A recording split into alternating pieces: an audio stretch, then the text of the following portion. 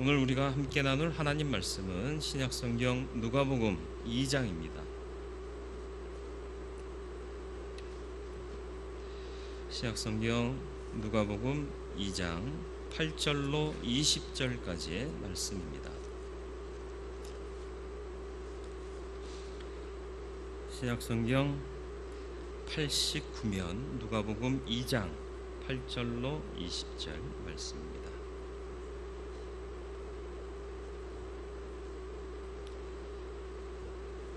말씀 봉독해 드리겠습니다. 그 지역의 목자들이 밤에 밖에서 자기 양떼를 지키더니 주의 사자가 곁에 서고 주의 영광이 그들을 두루 비추매 크게 무서워하는지라. 천사가 이르되 무서워하지 말라. 보라, 내가 온 백성에게 미칠 큰 기쁨의 좋은 소식을 너희에게 전하노라. 오늘 다윗의 동네에 너희를 위하여 구주가 나셨으니 곧 그리스도 주시니라. 너희가 가서 강보에 쌓여 구유에 누워있는 아기를 보리니 이것이 너희에게 표적이니라 하더니 호련히 수많은 천군이 그 천사들과 함께 하나님을 찬송하여 이르되 지극히 높은 곳에서는 하나님께 영광이요 땅에선 하나님이 기뻐하시는 사람들 중에 평화로다 하니라. 천사들이 떠나 하늘로 올라가니 목자가 서로 말하되 이제 베들레헴으로 가서 주께서 우리에게 알리신 바 이 이루어진 일을 보자 하고 빨리 가서 마리아와 요셉과 구유에 누인 아기를 찾아서 보고 천사가 자기들에게 이 아기에 대하여 말한 것을 전하니 듣는 자가 다 목자들이 그들에게 말한 것을 놀랍게 여기되 마리아는 이 모든 말을 마음에 새기어 생각하니라. 목자들은 자기들에게 이르던 바와 같이 듣고 본 그 모든 것으로 인하여 하나님께 영광을 돌리고 찬송하며 돌아가니라. 아멘. 오늘도 말씀 앞에 섰습니다. 주의 말씀을 듣고 주의 음성 듣게 하셔서 들은 말씀대로 따라 행하는 하나님의 자녀, 거룩한 성도 되게 하여 주옵소서. 성령께서 지혜의 영으로 역사하사 말씀을 듣게 하시고 들은 말씀 새기게 하시고 또 듣고 깨달은 바대로 행동하게 하여 주옵소서. 예수 그리스도의 이름으로 기도드리옵나이다. 아멘. 이스라엘의 목자는 천민입니다. 왜냐하면 기본적으로 진영 안은 거룩한 곳이고 진 밖은 혼돈과 어둠이 있고 악이 있다고 생각했습니다. 그래서 구약에서는 속죄의 제사를 드리고 아사셀 염소를 광야로 보낸 그런 일들이 있습니다. 왜냐하면 진 안의 죄를 그 염소에게 다 안수해서 전가시킨 후에 그 염소를 어둠의 장소, 혼돈의 장소인 광야로 내몰았던 거예요. 목자들은 진영 안에 있을 수가 없어요. 양치러 초장을 찾아서 진 밖으로 나가야 돼요. 그리고 거기서 밤을 새기도 합니다. 그러니까 당연히 혼돈과 어둠의 장소에서 지내는 시간이 더 많아요. 그러다 보니까 천민으로 인식하게 된 겁니다. 우리가 이제 목자 그러면은 양이 또 대속의 제물 그리고 거룩한 희생 이런 거 생각하니까 괜찮아 보이지만 사실상 이스라엘에 있어서 목자는 천민에 속했습니다. 그런데 그들에게 기쁨의 소식이 최초로 증거가 됩니다. 복음의 수여자가 바로 목자들이었다라는 것이죠. 어떻게 해서 왜 그들에게 이런 일이 나타났을까? 오늘 본문에 있는 세 가지 단어를 보면서 좀 살펴보려고 합니다. 먼저는 지키더니 8절 말씀에 보면 이런 말씀이 나오죠. 8절 말씀입니다. 그 지역의 목자들이 밤에 밖에서 자기 양떼를 지키더니 뭐죠? 자기의 사명을 신실하게 감당하는 거예요. 어디서 지켰다고요? 밤에 밖에서요. 보통 피곤하고 힘들면 그냥 안에서 내다보고 다 잘 있네 그러고 끝내요. 그런데 이들은 친히 밖에서 밤을 맞아가면서 지켰더라 라고 말씀하고 있습니다. 그런데 또 주목해 봐야 할 것이 8절에 또 나오는데요. 뭐냐? 자기 양떼를 지켰다 그랬습니다. 지금 지키는 양떼가 목자의 양떼인가요? 잘 생각해 보세요. 목자가 천한 계급의 사람입니다. 돈 많으면 목자가 됐을까요? 안 됐어요. 근데 그 양떼가 누구 양떼예요? 주인의 양떼예요. 그런데 이들은 자기 양떼를 지키고 있었다. 남의 것이 아니라 내 것이다. 주님의 일은 내 일입니다. 이렇게 받아들이고 신실하게 사명을 감당하는 자들에게 하나님의 복음은 첫 번째로 전해진 것입니다. 두 번째, 서로 말하되 천사가 고지한 모든 일들을 다 듣고 나서 두려움에 휩싸입니다.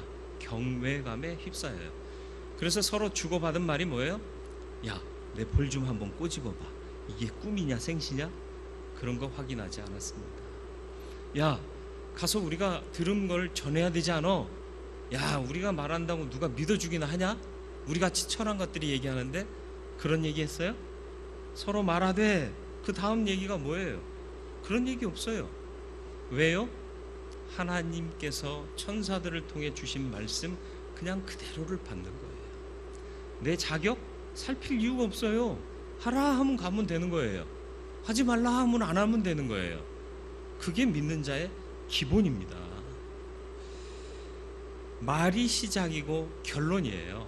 어떤 말을 할 거냐? 굉장히 중요합니다. 이들이 무슨 말을 했어요?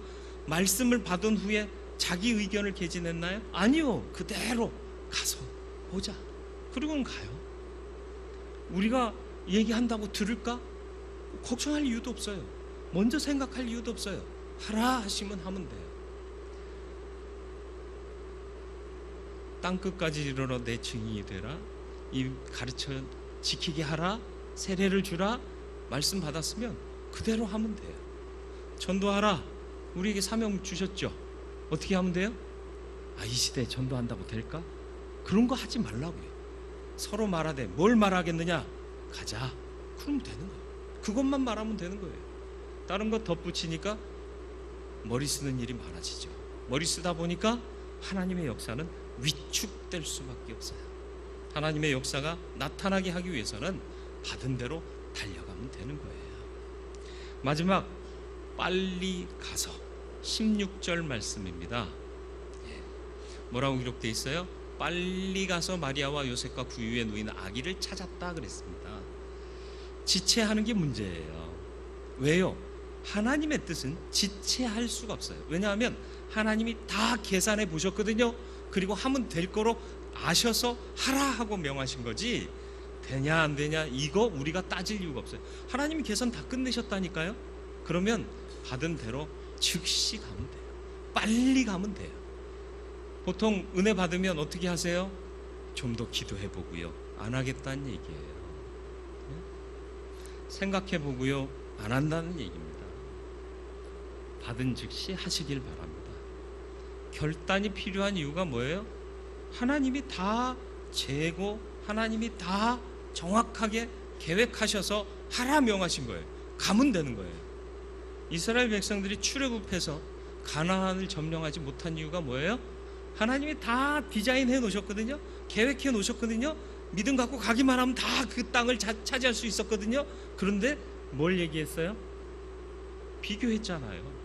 그들 앞에서 우리는 메뚜기 같습니다. 우리는 전쟁 준비도 안 됐는데 견고한 성을 이루고 있는 군사가 강한 저들과 싸워서 되지를 않습니다. 그걸 왜 네가 판단해? 하나님이 판단하셔서 들어가면 된다고 하셨으면 아멘 하고 가면 되는 거예요.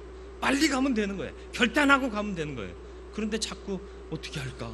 백성들의 소리 들리고 아니다 가자 하는 의견 분분해지고 결국은 광야 40년. 빨리 가시길 바랍니다. 결단하고 행하면요 후회가 없어요. 제가 어느 재단에서 연계가 돼서 아이들 4명을 국내 아동들을 후원하고 있습니다.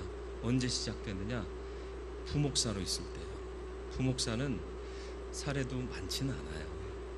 여러분이 모르시는 부분이겠지만, 그러니까 한 푼이라도 아까운 거예요. 근데 어느 날 그 재단의 기부자 중에 한 분이 교통사고로 사망했습니다. 혼자 살면서 짜장면 배달하면서 생계를 이어가던 사람인데 매달 얼마씩을 꼬박꼬박 그 재단에 어린 아이들, 어려운 상황에 있는 아이들 도와주십시오 하고 기부했던 사람입니다. 근데 교회 출석을 제대로 못했어요.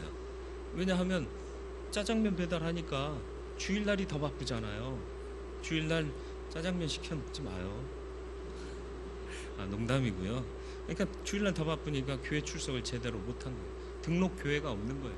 조그마한 고시원, 요만한 좁은 데에서 겨우 먹고 살면서 캔커피를 그렇게 좋아해서 캔커피 쌓아놓고 책상이 조그만 책상에는 성경책이 항상 펴져 있었다는 거죠. 이 말씀 보고 기도하고 그러면서 자기 신앙을 지켜가며 후원하고 번 돈이 100만 원이 채 안 됐대요. 근데 그걸 나눠서 기부하고 그리고 생활비 그 고시원값 내고 그러면서 살아갔던 겁니다. 그러다가 짜장면 배달 나갔다가 교통사고로 사망하셨어요. 이게 장례를 치러줘야 되는데 그 누구도 장례 치러줄 사람이 없는 거예요. 제가 그 재단하고 연결돼 있어서 부목사 때 목사님 좀 도와주십시오. 그래서 담임 목사님의 허락을 받고 제가 가서 임종 예배와 입관 예배를 드렸어요. 그랬더니 막 그 뭐죠? 신문사나 그 방송에서 막 취재를 하더라고요. 제가 이제 예배 딱 끝나고 나니까 왔어요. 예배를 딱 집례할 때 나왔으면 제가 얼굴에 나왔어요. 그러니까 그게 갑자기 이제 이슈가 된 거예요. 다음 날 발인하고 하관 예배를 드려야 되는데 제가 가려고 그랬더니 전화가 왔어요. 목사님 안 오셔도 됩니다. 해주실 분이 생겼습니다. 큰 교회 담임 목사님이 오셔서 하시고 그분이 이제 텔레비전에 나오셨더라고요. 뭔 얘기하는지 그건 중요한 거 아니고요. 텔레비전 나올 사람 나와야 되고 평생 가도 안 나올 사람 안 나오는 거예요. 그게 중요한 거 아니에요. 근데 그 사람의 이야기를 내가 좀 더 알아야겠다 하는 마음에서 제가 좀 더 찾아봤어요. 그랬더니 기가 막힌 과거사가 있더라고요. 13살에 고아원에서 뛰쳐나와서 거리를 전전하다가 결국은 짜장면 배달하는데 기구한 인생 속에서 그 재단에서 나온 잡지를 보고는 그 소식지가 있거든요. 그걸 보면서 나도 진작에 이런 단체의 후원을 받았으면 지금보다는 좀 더 낫지 않았을까, 억울하다 끝난 게 아니라 그렇다면 내가 나 같은 사람 없도록 나도 이 단체를 후원해야겠다. 그리고는 후원을 시작한 거예요. 그러면서 얼마 벌지도 못하는데 반값 내고 먹을 거 빼고 나머지 후원하고. 그러니까 제가 돈이 없어서 후원을 못한다는 핑계를 하는 게 너무 창피한 거예요. 그래서 그 당시 정말 저도 어려워요. 나름대로 어려운 상황이었지만 내 아동을 결혼을 했어요. 그리고 지금까지 왔는데 이제는 그게 아깝다는 생각도 안 들고요. 하길 잘했다 하는 생각이 들어요. 즉시 하면 돼요. 고민하면 못해요. 바로 하면 손해볼 것 같죠. 이걸 내가 감당할 수 있을까 걱정도 되죠. 근데 하면 하나님이 채워주시고 더 풍성히 채워주십니다. 하나님의 일은 그렇게 하는 겁니다. 저와 여러분들이 지키더니 사명에 충실한 사람 되시길 바랍니다. 서로 말하되 다른 말 하지 말고요, 유익하고 선한 말, 그리고 주신 바대로 순종하는 말, 그 말만 하자고요. 그리고 빨리 가서 주저하지 말고 뒤로 미루지 말고 주의 뜻을 행할 수 있는 믿음의 사람 되기를 주님의 이름으로 축원을 드립니다. 기도하겠습니다.